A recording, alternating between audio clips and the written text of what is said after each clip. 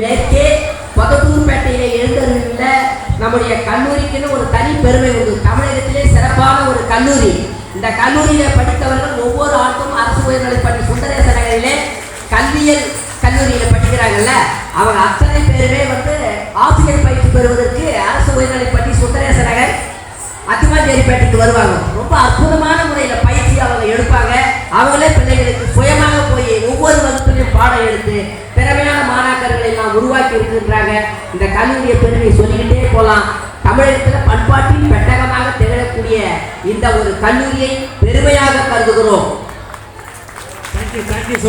நன்றி. இந்த விருது பெருதற்கரிய பெருந்தெருவமாக இருக்கக்கூடிய இந்த விருது கல்விக்கு பெருமையை சேர்த்திருக்கிறது.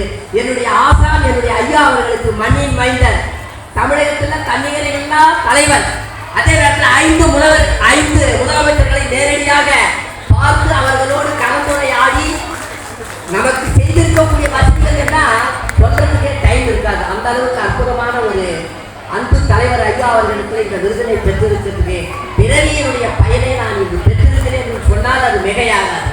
மண்ணுலகத்தில் பிறவி மாசற எண்ணிய எண்ணமெல்லாம் ஈடேற கண்ணுகள் உடையோர் கலிற்று மாமுக பன்னவன் மலரடி பணிந்து போற்றுவோம் என்று சொல்லுவார்கள். அந்த வகையில நான் பிறந்த ஒரு பெருமையை இன்னைக்கு பெற்றிருக்கிறேன் என்று சொன்னா அது இந்த கல்லூரிக்கு தான் பெருமை சேர்கிறது.